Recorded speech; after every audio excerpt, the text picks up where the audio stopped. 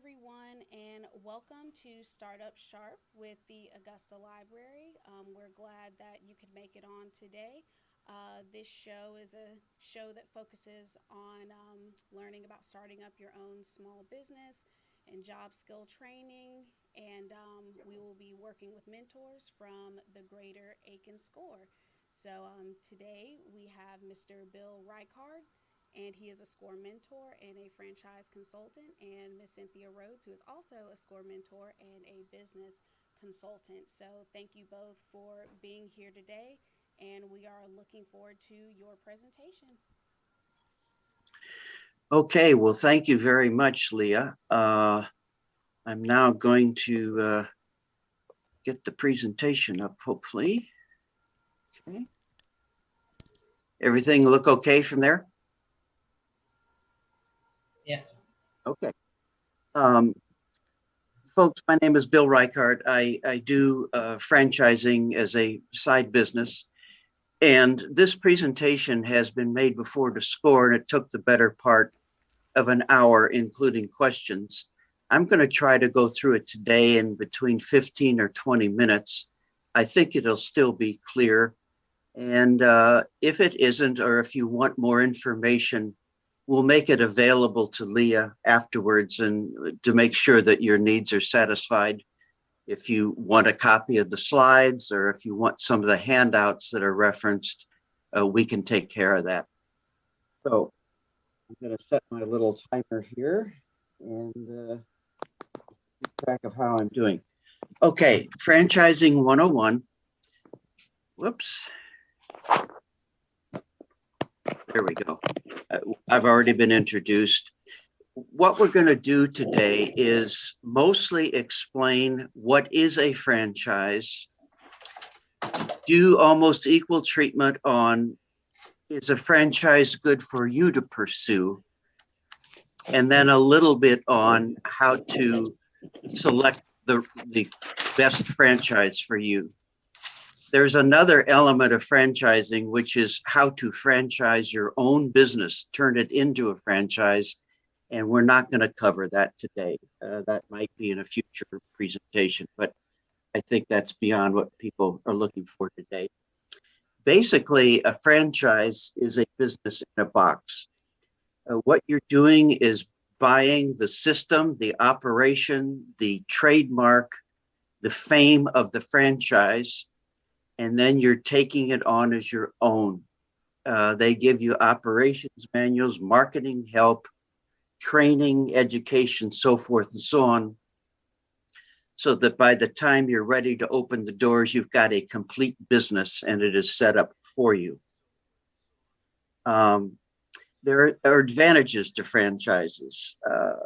They are federally regulated, which I happen to like because it cuts down on abuses that people used to make. Any good franchise is interested in your success because their own success is dependent on yours. So they'd rather have successful franchisees than just churning over people coming in and dropping out of the system. They've checked out the marketplace. They know how to advertise both on the local and national level. Again, they give you all kinds of supervision and training and an operations manual and accounting systems and so forth. And just like any other business, a franchise is a saleable asset that you could either give to your kids or move on to, get out of it and have it be your retirement or part of an estate. There are some disadvantages. One is that you have to pay royalties. For example, 5% of sales, although it can vary. This is a bit of a bummer, but on the other hand, it keeps the franchise very interested in your success because they want royalties. And also the royalties help keep the system going and all the training, so forth, and so on. You do have to renew the contract periodically, typically at 10 years, and for a fee that's much less than the initial franchise fee. You do have to follow their system to be successful. So it's You don't want to be, a wild variable out there trying to do your own thing regardless of the franchise. So it's not quite as flexible. Sometimes if a franchise is having problems, it'll come down to your location as well. And it's kind of a mix between being a business owner and an employee, but it definitely is your business. Um, Everybody knows about McDonald's and Burger King and so forth, and they're the most prominent ones, but it isn't all fast food. And here, for example, are a bunch of different kinds of businesses that are also franchised. You can see real estate outfits, Gold's Gyms, senior care outfits, home cleaning, motels, et cetera, et cetera. So franchising is not limited in any way to McDonald's and fast food. As an example, and I did this for Aiken, but I'm sure it applies to North Augusta and Augusta as well. Here are just some very well-known ones that go beyond fast food. Holiday Inn, Midas, Gold's Gym, Remax, Subway, Curves, Great Clips, car service outfits, eyeglasses, and so forth. So franchises and cover many fields. Most franchises are pretty well established and have a long track record. And the advantage there is name recognition, and they have their system honed very keenly, hopefully, to get the right advertising and know how to help you run the business. They're very experienced. And again, good training. A newer franchise, if one wants to pursue one, might well involve a new concept, which could be cutting edge in the economy or society. If they're sharp, maybe they can avoid mistakes made by other franchises. They're typically less expensive to get into, and whatever benefits there are of ground floor. I'm fairly conservative, and I tend to prefer outfits that are established because you can see their track record, but there are some good new ones that come along. There's one other category that is called a business opportunity. And in this field, it's almost like a franchise. It's very similar. They'll set you up with the entire operation, training manual. They'll train you before you open, so forth and so on, but there are no royalties to pay. And typically it costs a bit less to get into a business opportunity than a franchise. But in return for no royalties, there's less ongoing support in the future. Once you open your doors, you're pretty much on your own. And you can also put your own fingerprints on the place and not be quite as cookie cutter as you have to be with a franchise. Franchisees typically want to have their own business, but they're not raging, die-hard entrepreneurs to know how to come up with a new idea and start it from scratch. They want their own business. They don't want to have to recreate the wheel. They want to settle into something that is known, so forth and so on. And also with franchise, you get to learn from all the other franchisees. The franchisor is the main company, and then the franchisees, the ones who own the franchises. And usually there are associations, and a lot of information is exchanged there among the franchisees. There are several ways to own a franchise. One is as a full-time operator. It's your job. You go there however many hours a day, 8 to 10 hours a day, and you run the business. You're hands-on. You're in charge of the whole thing. Some people start out that way, full-time, and then hopefully after their business is up and running for a few years and successful, they back away a little bit and are part-time. They'll stop in a couple times a week, as an example, and check that things are going right, so forth and so on. Down on the lower left, that's kind of what a semi-absentee is. And a semi-absentee, some people elect to begin their franchise on a semi-absentee basis. That is to say, they'll have a full-time manager and they'll just manage the managers and stop by. Of course, the disadvantage there is you won't make quite as much money because you have to pay for a manager and so forth. And then there's passive, but that's people who own hundreds of franchises, and that's very rare. Now, there's several different levels that you can get in on with a franchise. One, most people have a single location. Take a McDonald's, for instance. You own a McDonald's. Others own 2 or 3 McDonald's. That's not terribly unusual, and that's another way of seeing if a franchise is good or not. If some of the owners want to have more than one location, that's a good sign. Some do, some don't. Then there's somebody called an area developer, and that would be, hey, I want the entire county, and then the franchise says, okay, we'll give you the entire county, but you have to open up 5 or 6 locations in the next 4 years. And a master franchisor is a very major business, and I don't think pertains to this conversation. As you think about the possibility of a franchise, it's a major decision, and you can't just hope and have things turn out correctly. So very important facts are, how much capital do you have to invest from your own funds? Do you have savings? Do you have retirement assets, stocks, bonds, or whatever? Because you're going to have to come up with some of your own money. How much of that capital, how much of that money can be converted into cash quickly? If all of your net worth is in your house, then that's not cash, and you'd have to borrow money on your house, so forth and so on. What sort of earnings are you hoping to achieve? Are you willing to work hard? You need to be realistic about this. Do you want to run the business yourself or hire a manager? So forth and so on. Do you want a big business with employees, or a small, tight operation? Some mistakes that prospective franchisees make, candidates, this is going to be a bit repetitious, but it's extremely important. Not enough working capital.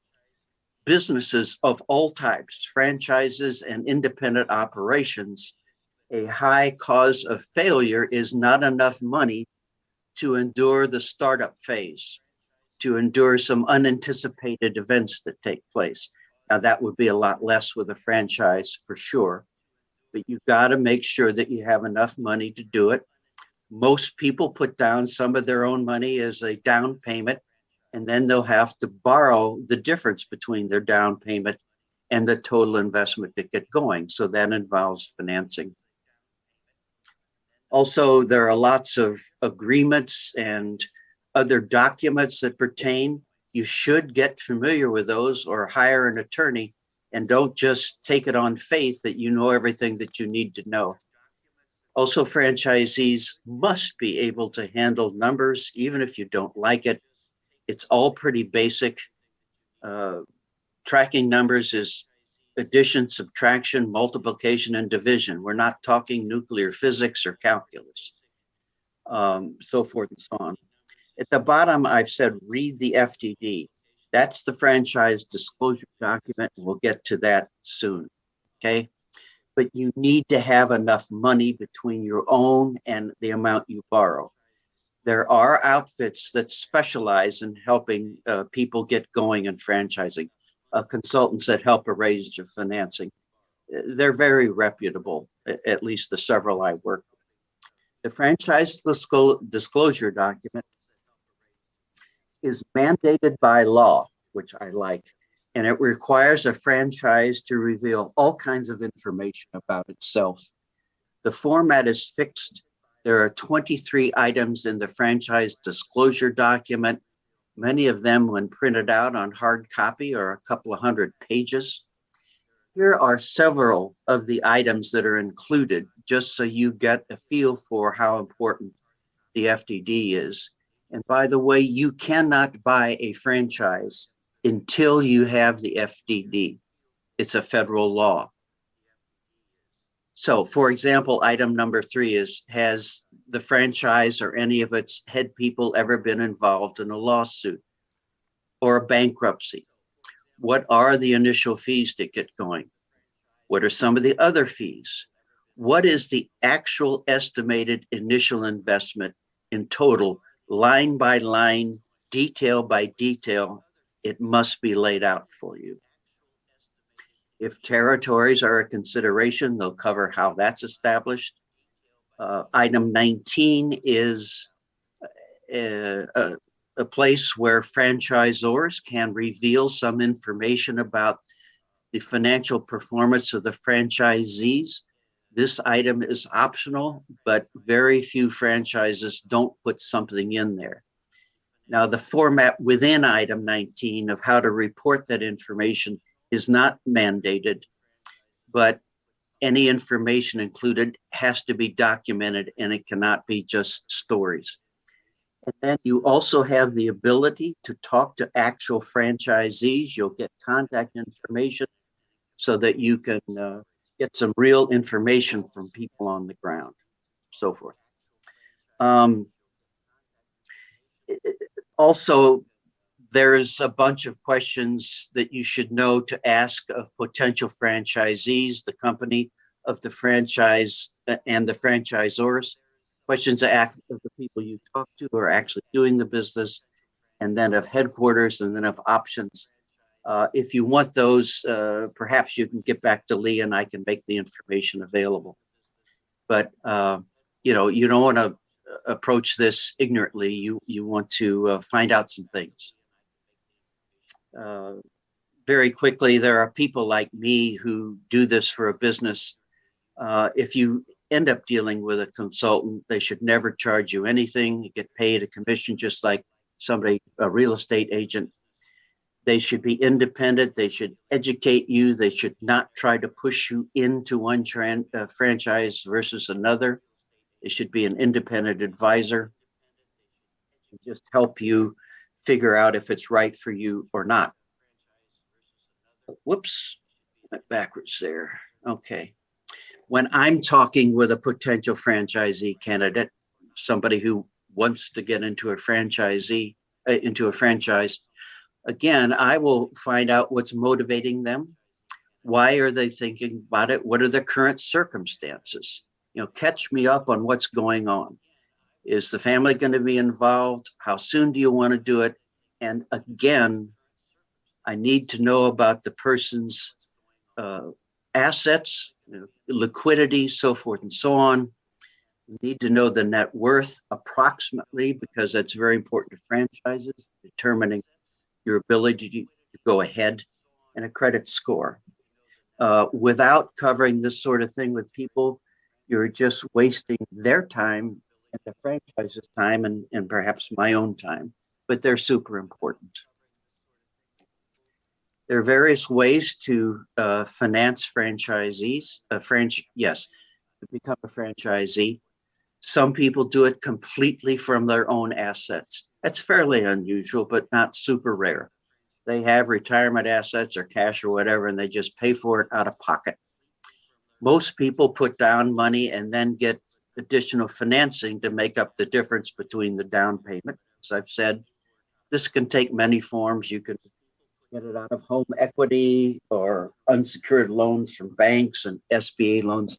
And these specialty outfits that I referred to do that kind of thing all the time. There's also a rather unusual way that the IRS approves that you can move assets from a retirement, move funds from a retirement asset like a 401k into a new franchise without any tax consequences. And that's pretty unusual. And again, they're SBA loans. You have to be obviously credit worthy to borrow any money. A threshold typically is in the 680 range.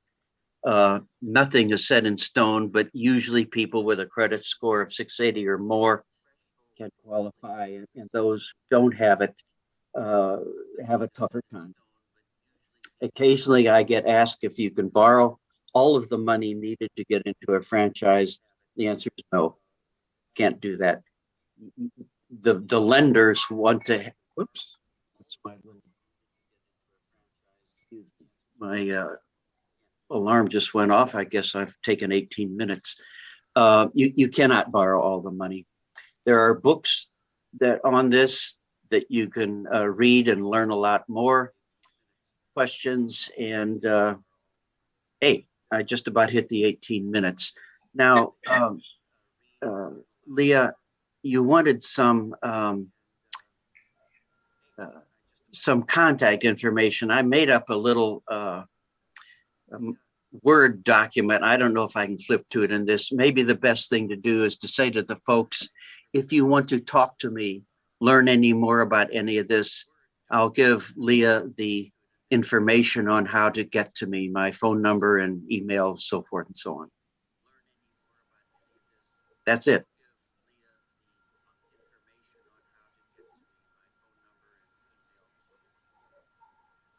And we can put that up in the chat boxes on social media so we can communicate that information to the people who are viewing. Okay. Now I see up at the top something that says new. Thank you so much. And Miss Rose, were you ready to come on? Yes, and let me say that having a business and starting your business is almost the exact same thing as owning a franchise. In order for you to start, you would have to have the business structure, and this is literally where we are. We're starting off. If you're talking about business basics, what I talk about in business consulting is actually starting with the business box. That would mean making sure that you have the licenses, what business structure you're going to have, the attorney, the insurances, and of course your business license. So these are the same things that you would have within a franchise. Bill, could you tell us a little bit about your experience as far as the difference between the franchise and this business startup? Well, with a business startup, you have to discover a lot of things for yourself. And of course, as core mentors, we help people with that. But you'll have to learn about business permits and registrations at the state and local level, LLC formation or whatever kind of legal entity is needed, and going out and finding financing and funding on your own. With a franchise, you get a lot of that kind of automatically in terms of how to do it, what the steps are, what needs to be done. I hope that's addressed your question. And you're exactly right. When we're talking about the accountability, when you're opening up a startup from scratch, you don't have that much accountability as you would have, and that support system that you would have as owning a franchise. Leah, did you have any questions about opening up a business? Stop share screen.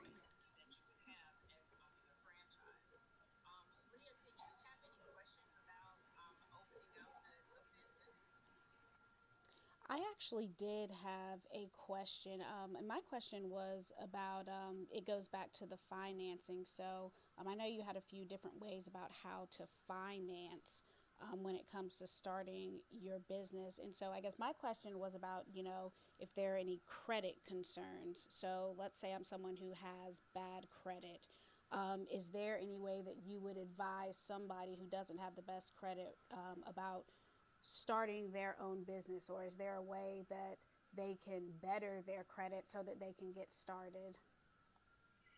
Well, as I mentioned, borrowing money for any purpose, whether it's for a car or starting your own business or for a franchise, you have to be credit worthy. And that's kind of where I put that little 680 threshold, although it's not fixed in stone. So yeah, if you come in with a really low credit score, it really reduces drastically your potential to borrow the money to get in the business. Then there are places, and I'm not an expert in this, that can advise you. Some of them you can hire. I suspect there are some free ones on how to improve your credit score. And I'm kind of under the impression some of these can be fairly effective, and they can help you boost your credit score much faster than if you didn't talk to these folks. But there are credit improvement outfits out there. Now, that is one thing, Leah, when you're talking about having business, starting a business from scratch. Credit does not really matter if you're starting a business that you are funding yourself. But if you are looking to starting, as I know a lot of social media, they're talking about, build business credit. But one thing that you have to understand that all of your business loans and business credit is actually personally guaranteed. So you'll have your own personal credit that will be pulled if you're looking to finance any part of your business, whether that's through credit cards or whether that's through actual loans from the bank. Now, one of the things that we will definitely get into in one of the other series will be about the different funding alternatives, because there are different ways that you can definitely finance your business, especially if it's already ongoing. And then you also have the startup, which you can use the crowdfunding and funding through your own family resources. So you can definitely find investors, and those things would not be looking at credit per se, but always remember that business credit is always personally guaranteed in the beginning. True. And I see that we have some guests that actually just joined us in the Zoom call. So I just wanted to let our new guests know, if you have any questions for our host, please write them in the chat box. If you have any questions that you would like to ask, please write them in the chat box. I actually also had another question I wanted to ask. So let's say that someone did want to start up their business. Would you recommend them starting from an actual location, or buying a space or renting a space? Or what do you think about them actually starting out at home? Well, on the franchise front, just about everything is possible. A lot of people, many franchises, you work out of your house, not a McDonald's, but if you're any kind of a consultant or a trainer, or you help businesses improve their profits by, helping them reduce their expenses, that's all out of the home. So it just depends on the business. Some businesses that start out of the home, franchises might grow enough that they'll eventually want a small office. Some franchises are required to have an office, even from the outset. But all of these profiles are possible, and many opportunities enable you to work from your home if that's the kind of work you want to do. And exactly right, Bill.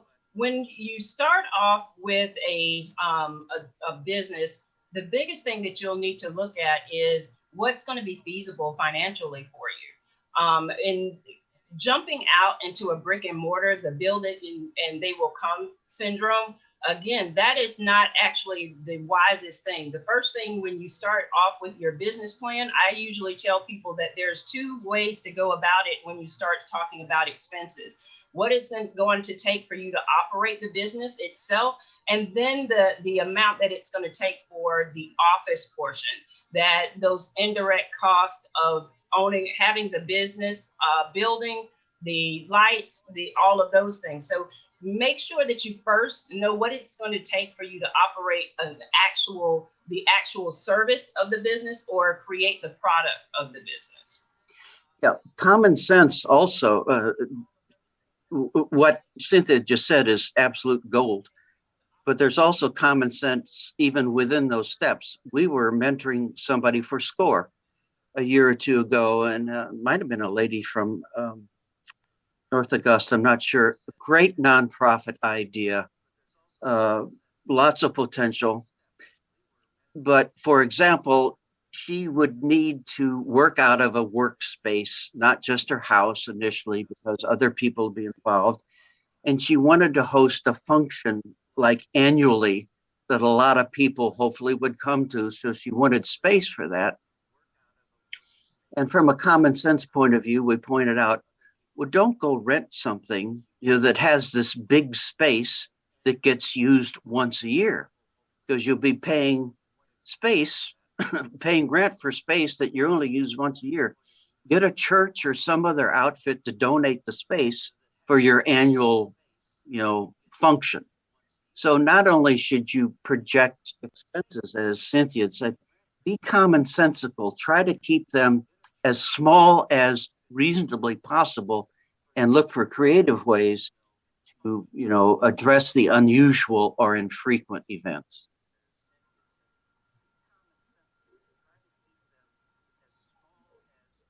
One of the things that we will be covering in the other series will be business structure.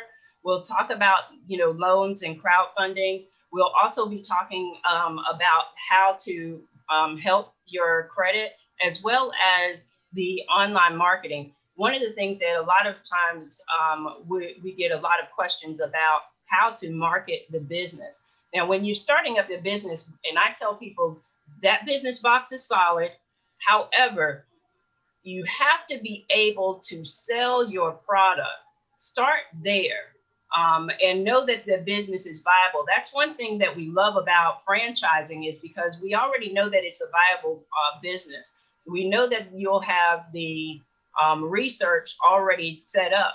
Now, when you start up your business from scratch, you will have to actually do that research, understanding your target market and knowing exactly what it is that you're going to need in order to operate that business. With a franchise, you will not have to worry about that because it's already packaged there for you. And then you do get that help. Now, when you get ready to start up a business from scratch, say you were looking at owning a t-shirt business and you want to start designing t-shirts. Well, there are franchises for that.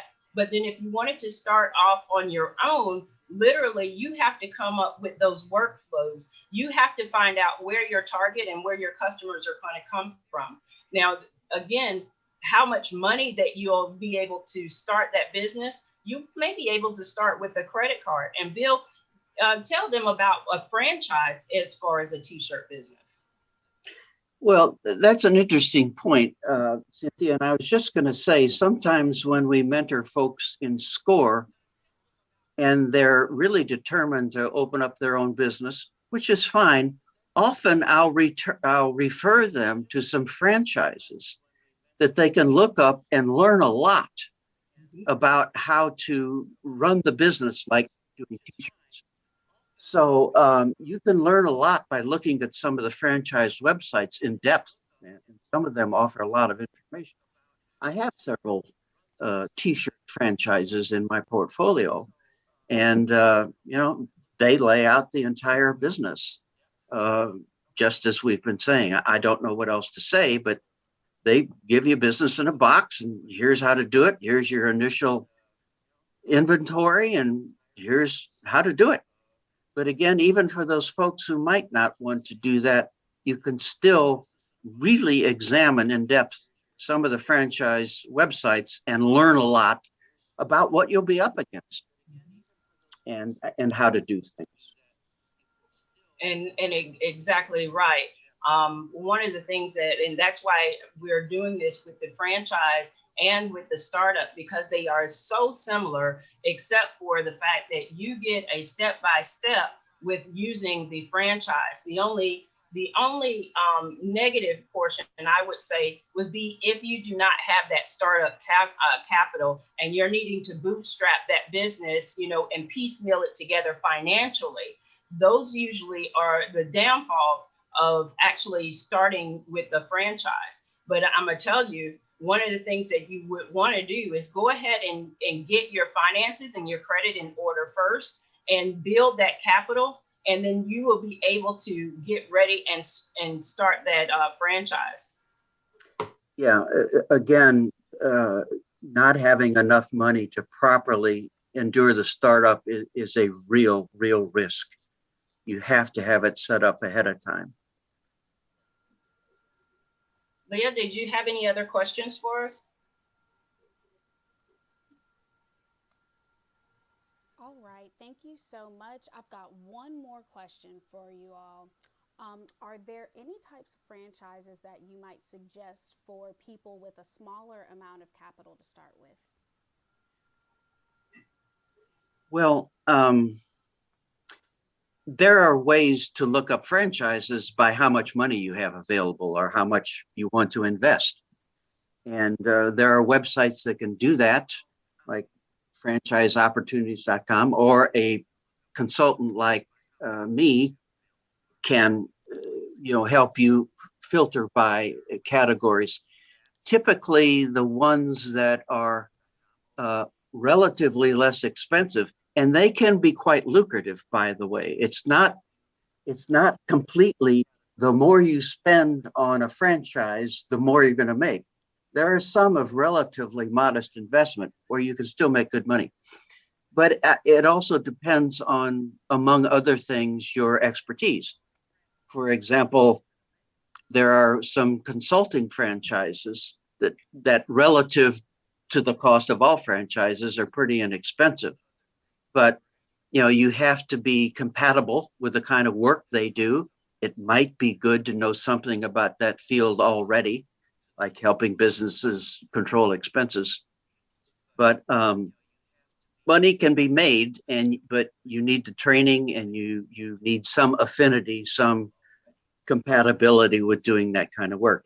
And some of those I'm talking about might be in the 50, 70, 80, 90,000 range. For somebody who wants a franchise, I'll just be honest, for $5,000, it's not going to happen. Really, to get serious and have a number of opportunities available to you, 50 is low, and you need to be statistically 75 or above to start getting an array of choices. But again, you need that money to start your own business. So, just depends which way you want to do it. One of the things I can say, let's say you have $5,000 in order to start or launch your business. Now, one of the things that Bill touched on is being able to have the training or the expertise. One thing that we definitely like to teach people is not to chase the money or what money or potential money can be made. Now, my area of expertise is in that government contracting space.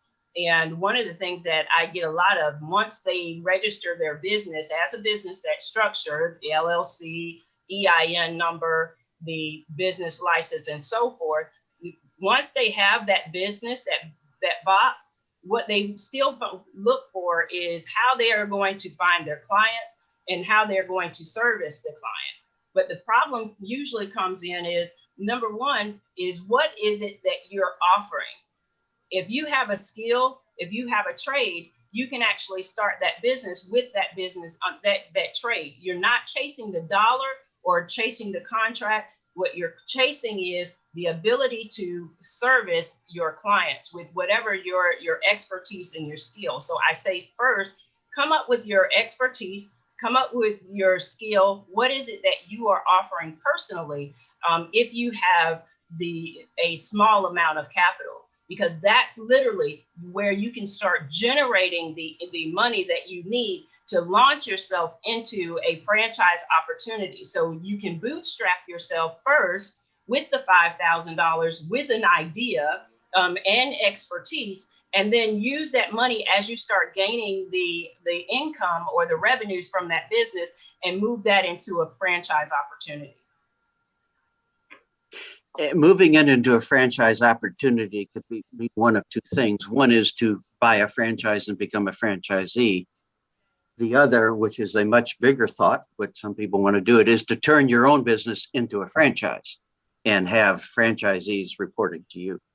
That's another kettle of fish, but both are possible. And both require that organizational structure.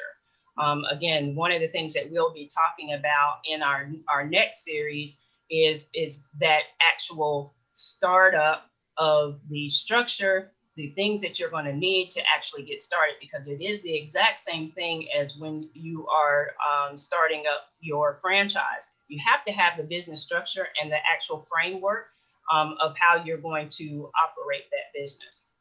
100%. And one other thing, and I don't want to get us way out there, but again, not only what Cynthia just said, which is again gold, you have to be able to do some straightforward financial projections, whether you're starting your own business from scratch or how much money you're going to need from a franchise. What are the startup costs? How much money do you think you can make reasonably in year 1, 2, and 3? And that's the way to guard against being underfunded, especially if you want to do a bigger business or a franchise. You've got to get some numbers down on a piece of paper and put reality into the conversation. A hope and a prayer isn't enough. I tell you, I love this conversation when we talk about franchises and actual startup from scratch, because literally a lot of people will talk about the business plan and that you need the business plan. Sometimes it's almost a cliche, because what you really need is what Bill is talking about, which is how are you going to project finances. And a lot of times people are unable to do that because they haven't researched literally how they're going to sell, where their clients are, and what it is that they're providing. And one of the things that we do, especially through SCORE, and I know that this is one of the reasons I partnered, and I know the reason why Bill partnered with SCORE, is to be able to help those people that are starting out and actually help you put those numbers in place, how to get the information in order to start. And again, that operation, how you're going to operate, what those workflows are, literally is going to help you with those numbers, the financial projections that you're going to need in order to start and forecast what your business success will be. Well said. Leah, do you have any other questions? So sorry. So we're coming up on the end. I just wanted to thank the both of you so much for taking the time out to provide our patrons with this information on how to get started with a franchise. All of your information has been very helpful. Again, if you are interested in those resources that Mr. Bill Reichard provided for you, just look in our comment boxes. We're going to provide that with you. If you're interested in getting a copy of the PowerPoint presentation, I can provide you with my contact or Mr. Bill's. And if you'd like Miss Cynthia Rhodes' contact, I'm sure she wouldn't mind us giving hers out as well. I also just wanted to quickly let you know that we have a few resources that are here at the library. If you'd like to continue on your startup journey, we have an entrepreneurial mindset training course.